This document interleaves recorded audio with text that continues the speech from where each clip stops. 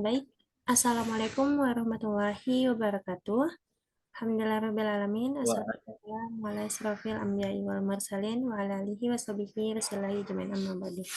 Baiklah, sebelumnya terima kasih kepada Bapak yang telah memberikan kami tugas untuk kegiatan 2 mekatronika. Baiklah, di sini kami dari kelompok 1 yang beranggotakan saya Dilan Graini, rekan saya Anggun Siti Rumah Tendang, dan M. Zikri Arifin.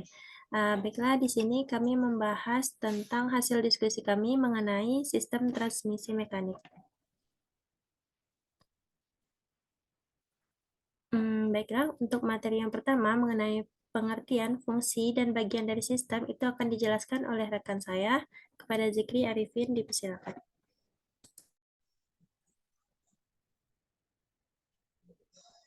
baik, terima kasih kepada moderator. Selanjutnya saya akan menjelaskan bagian pengertian, fungsi, dan bagian dari sistem, yaitu sistem transmisi mekanik.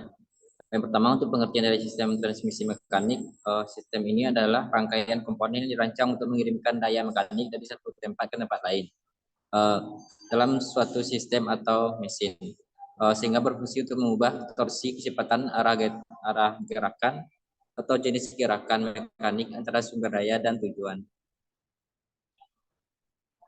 Selanjutnya, untuk fungsi dari sistem transmisi mekanik, pertama ada transmisi daya. Sistem ini akan mengirimkan daya mekanik dari sumber daya ke tujuan seperti roda atau peralatan lainnya untuk melakukan pekerjaan yang diperlukan. Selanjutnya yaitu fungsi pengaturan kecepatan. Sistem transmisi mekanik memungkinkan pengguna untuk mengatur kecepatan gerakan atau putaran sesuai dengan kebutuhan aplikasi. Selanjutnya, untuk pengaturan torsi, sistem ini juga memungkinkan pengguna untuk mengatur jumlah torsi. Selanjutnya, untuk mengubah arah getaran. Dalam beberapa aplikasi, sistem transmisi mekanik dapat digunakan untuk mengubah arah gerakan, seperti mengubah gerakan rotasi menjadi gerakan linear atau sebaliknya. Selanjutnya, untuk bagian-bagian dari sistem yang pertama itu ada bagian utama dalam sistem transmisi mekanik. Yang pertama yaitu gigi atau gears. Gigi ini adalah sebuah komponen yang digunakan untuk mengubah rasio atau kecepatan dan torsi dalam sistem. Selanjutnya ada poros yaitu batang panjang yang digunakan untuk mentransfer gerakan atau daya dari satu tempat ke tempat yang lainnya dalam sistem. Yang ketiga itu ada sabuk atau belts dan rantai atau chains. Sabuk dan rantai digunakan dalam beberapa sistem transmisi untuk mentransfer daya atau gerakan dari satu komponen ke komponen yang lain. Yang keempat yaitu coupling. Coupling digunakan untuk menghubungkan atau memutuskan hubungan antara dua bagian dalam sistem. Yang kelima yaitu bearing atau bantalan yang digunakan untuk mendukung dan memfasilitasi pergerakan relatif antara bagian yang berputar dalam sistem. Yang keenam ada transmisi yang merupakan komponen yang untuk mengubah rasio gigi untuk mengatur kecepatan dan torsi roda kendaraan.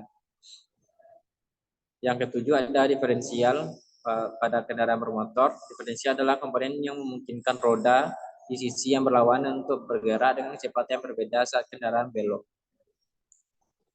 Yang kedelapan yaitu coupling diferensial atau limited slip diferensial, yang merupakan sebuah jenis diferensial yang memungkinkan distribusi torsi yang lebih merata antara roda saat melakukan manuver atau berkendara di permukaan yang licin. Selanjutnya dikembalikan kepada moderator. Baik, Zikri, itu mungkin bagian cara kerja dan secara mekanik dan sampai C tadi itu masih dengan Zikri. Boleh dilanjutkan. Baik, terima kasih kepada moderator. Bila saya lanjutkan kembali untuk penjelasan bagian cara kerja secara mekanik. Sistem transmisi mekanik dimulai dengan sumber daya mekanik seperti mesin atau motor yang akan menghasilkan gerakan atau daya yang akan ditransfer. Sumber daya atau gerakan linear tergantung pada gigi atau rasio gigi. Di mana sistem transmisi mengubah karakteristik gerakan atau daya. Gigi ini dapat berbentuk gigi lurus, gigi cacing, gigi konis, atau jenis gigi yang lainnya. Rasio gigi ditentukan oleh jumlah dan ukuran gigi di roda gigi yang berinteraksi. Yang kedua yaitu poros dan komponen perantara, di mana cara kerjanya adalah gerakan atau daya mekanik dari roda gigi kemudian transfer melalui poros atau perantara lainnya. Poros ini dapat berputar atau bergerak linear tergantung pada aplikasi sistem transmisi. Cara kerja yang ketiga pada sabuk atau rantai. Sistem transmisi menggunakan sabuk atau rantai untuk mentransfer daya atau gerakan dari satu komponen ke komponen yang lainnya. Sabuk dan rantai umumnya digunakan dalam sistem yang lebih kompleks. Yang lebih kompleks yang memerlukan fleksibilitas dalam mentransfer gerakan. Yang keempat itu cara kerja kopling. Kopling adalah komponen yang memungkinkan pengguna atau operator untuk menghubungkan atau memutuskan hubungan antara dua bagian dalam sistem. Yang dimana nantinya mengendalikan kapan daya atau gerakan akan ditransfer. Saat kopling diaktifkan, daya atau gerakan dapat ditransfer. Saat kopling dimatikan, daya atau gerakan akan terputus.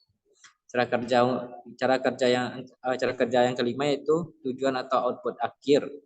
Gerakan atau daya mekanik mencapai tujuan atau output yang diinginkan dalam aplikasi.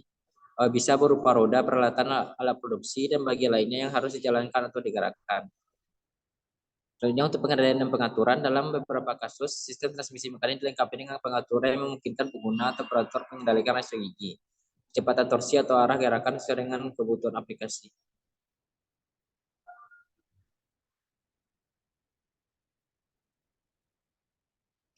Baiklah, dikembalikan kepada moderator. Baiklah, terima kasih kepada Zikri. Selanjutnya, untuk materi analisis proses sistem secara fisik atau fisika itu akan saya lanjutkan, yang mana sistem transmisi mekanik ini melibatkan pemahaman konsep fisika, yang mendasari bagaimana energi mekanik, yaitu daya dan gerakan, itu dipindahkan dari satu komponen ke komponen lain dalam sistem. Adapun beberapa hukum fisika yang tercakup, yang menjadi dasar dalam sistem transmisi mekanik ini adalah yang pertama hukum Newton, yang mana menyatakan bahwa suatu benda akan tetap bergerak pada kecepatan konstan atau tetap dalam keadaan diam kecuali ada gaya yang bekerja padanya. Dan hukum kedua Newton menghubungkan gaya, massa, dan percepatan dengan rumus F sama dengan ma.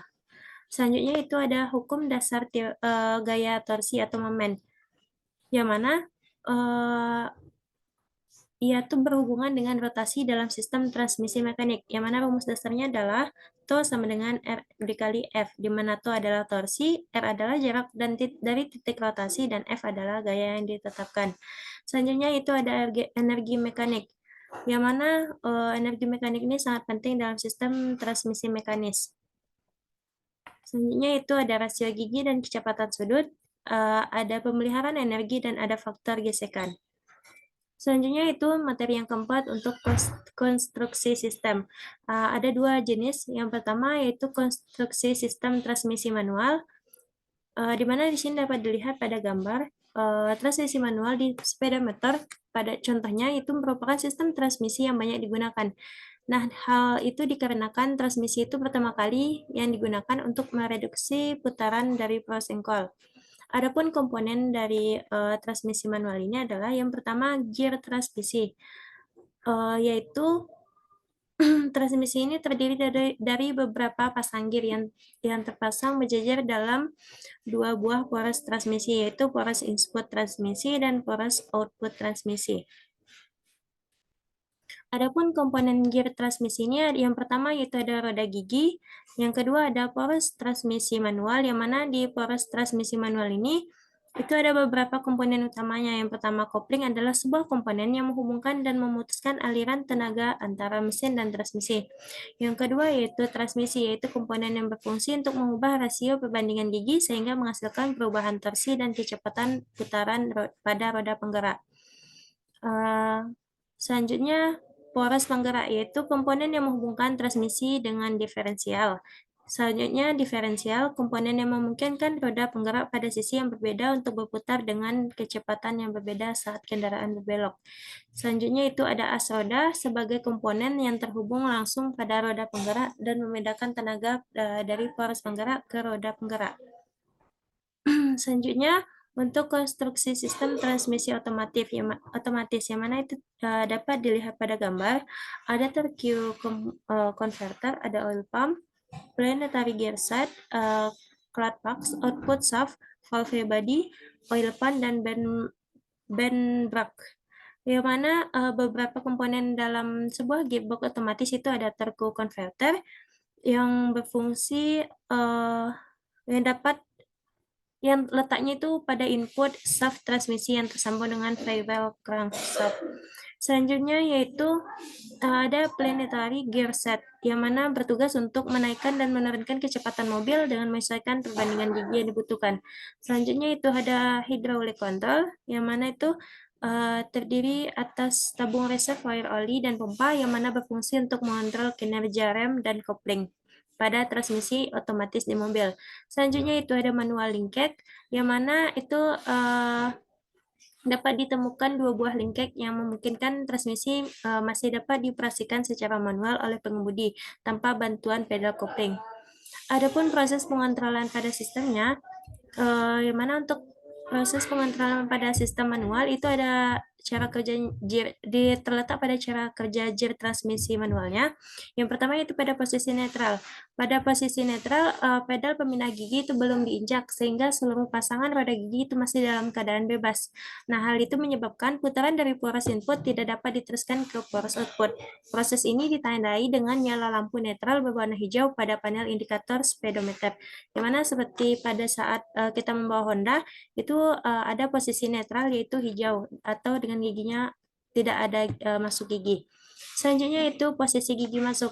Yang mana posisi gigi masuk ini yaitu posisi salah satu pasangan roda gigi saling berkaitan sehingga putaran dari poros input itu dapat diteruskan ke poros output. Nah, gigi masuk itu terjadi ketika pedal pemindah gigi itu diinjak. Ketika pedal pemindah gigi itu diinjak sekali, maka gear transmisi akan masuk ke gigi kecepatan 1. Nah, pasangan gigi 1 itu bekerja dengan pasangan gigi yang lain hanya ikut berputar saja, tetapi putarannya tidak berpengaruh pada putaran poros output. Pedal pemindah gigi itu diinjak untuk kedua kalinya, maka akan masuk ke gigi 2. Nah, begitu seterusnya hingga pada pasangan gigi tertinggi. Adapun ini adalah letak posisi giginya tadi, gambar dari penjelasan tadi, yang mana itu adalah posisi netral dan posisi gigi 1 sampai gigi 5. Adapun pengontrolan untuk transmisi otomatis, pada sistem transmisi otomatis itu bekerja dimulai dari komponen turbo converter, yang mana baling-baling pada turbo converter ini sebagai pompa untuk menggerakkan turbin dan planetary gear. Nah, saat baling-baling berputar, oli transmisi akan dipompa untuk kembali menggerakkan turbin. Proses inilah yang kemudian menghasilkan torsi seiring pengikatan RPM mesin berdasarkan besar tekanan pedal gas. Saat turbin sudah berputar, maka planetary gear akan menyesuaikan rasio-rasio gigi dan memindahkan posisi gigi secara otomatis sesuai dengan besar RPM mesin. Selanjutnya yaitu ada sejarah dan tahapan pengembangan sampai saat ini. Untuk sejarahnya itu dimulai pada tahun 1894 yang dibuat oleh Louis René, Richard Panhard, dan Emile Levasseur di Prancis dengan transmisi 3 percepatan. Lalu pada tahun 1898 pembuat mobil Louis Renault itu menggunakan transmisi 3 percepatan. Pada tahun 1928, Cadillac mengenalkan transmisi manual. Disitulah sesungguhnya transmisi manual pertama kali tercipta. Sementara pada tahun 1904 dikembangkan transmisi otomatik oleh saudara laki-laki Star Ivan di Boston di Amerika dengan 2 percepatan. Dan selanjutnya itu dilakukanlah terus dengan perkembangan sehingga pada tahun 1934 oleh Rio Self-Shifter dan pada tahun 1937 oleh Oldsmobile mulai mengembangkan transmisi semi-automatic 4 percepatan yang disebut dengan Automatic Safety Transmission. Nah, sering dilakukannya perkembangan, terbentuklah transmisi full automatic pertama oleh Oldsmobile pada tahun 1948 yang mana pada akhirnya pada 1950-an transmisi otomatis itu terus berkembang seiring berkembangnya zaman. Baiklah, untuk materi selanjutnya itu akan dijelaskan oleh rekan saya, Anggun. Kepada Anggun, disilakan. Baiklah, saya lanjutkan mengenai pembahasan tentang jenis-jenis. Yang pertama di sini terdapat transmisi manual atau manual transmission. Dengan pengoperasiannya yaitu pengemudi mengubah gigi secara manual dengan menggunakan tuas gigi dan kopling. Komponen utamanya yaitu gigi, kopling, poros transmisi, diferensial, dan roda penggerak. Yang kedua, terdapat transmisi otomatis, yang mana sistem mengubah gigi secara otomatis tanpa perlu campur tangan pengemudi. Komponen utamanya yaitu torque converter, planetary gear, kopling, hydraulis, dan komputer pengontrol. Nah, jenis yang ketiga yaitu transmisi semi otomatis, di mana pengoperasian sebuah transmisi manual dengan sistem otomatisasi yang memungkinkan pengoperasian tanpa kopling manual. Komponen utamanya seperti tuas gigi, kopling otomatis, dan unit kontrol otomatis. Nah, yang keempat yaitu transmisi continue variable, yang mana pengoperasian tidak ada gigi terbatas, melainkan perubahan kecepatan kontinu tanpa perpindahan gigi. Nah, komponen utamanya yaitu sabu atau rantai yang menghubungkan dua pulley yang dapat berubah ukuran. Nah, jenis yang kelima yaitu transmisi otomatis manual, yang mana pengoperasiannya mirip dengan transmisi manual, tetapi dengan sistem otomatis untuk mengoperasikan kopling dan perubahan gigi dengan komponen utama tuas gigi, kopling otomatis, dan unit kontrol otomatis. Nah, jenis yang keenam yaitu terdapat transmisi elektrik, di mana pengoperasiannya digunakan dalam kendaraan listrik dan hibrida dengan komponen utama motor listrik, inverter, dan gearbox khusus untuk motor listrik. Nah, jenis yang ketujuh yaitu transmisi rangkaian, di mana pengoperasiannya yaitu pengemudi mengubah gigi satu persatu mirip dengan transmisi manual, tetapi tanpa kopling. Nah, komponen utamanya yaitu tuas gigi dan unit pengontrol otomatis atau pengemudi. Nah, keunggulan dari sistem ini, yang pertama yaitu kendali pengemudi yang lebih besar, yang kedua kemampuan menjalankan kendaraan yang mati mesin atau memungkinkan perawatan yang lebih sederhana. Lalu keunggulan yang keempat itu kinerja lebih baik dalam kondisi tertentu.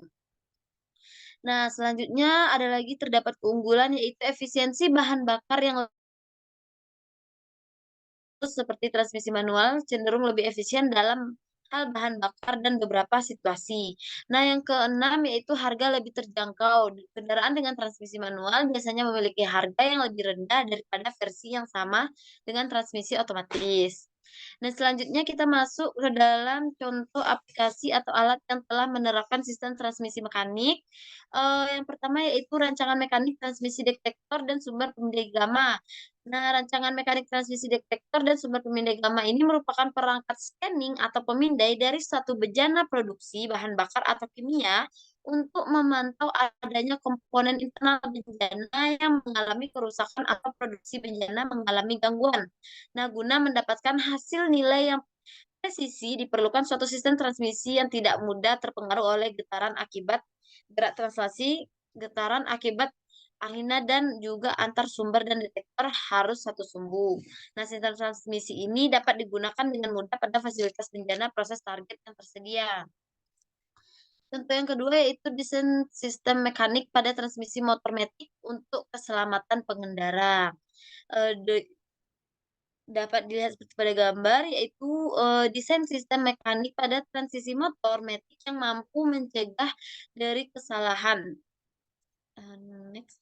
Pemakaian atau prosedur yang menyebabkan terjadi kecelakaan. Nah, konsep EM Passivity sebenarnya sangat mudah, yaitu mengubah putaran menjadi gerak linear yang digunakan untuk mengganti centrifugal ruler yang mendorong movable flank sehingga menjadi perubahan rasio pada transmisi. Mechanical linkage yang mampu melakukan perubahan tersebut diantaranya adalah cam yang dalam penelitian ini disebut sebagai surface dan atau cam permukaan. Permukaan menghasilkan gerakan linear sehingga pemutarannya dapat dikontrol yang menghasilkan gerakan linear yang juga terkontrol.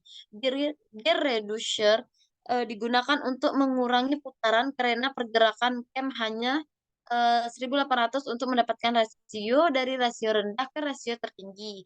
Dengan menggunakan motor yang punya RPM rendah, sehingga putaran camnya dapat dikontrol lebih presisi.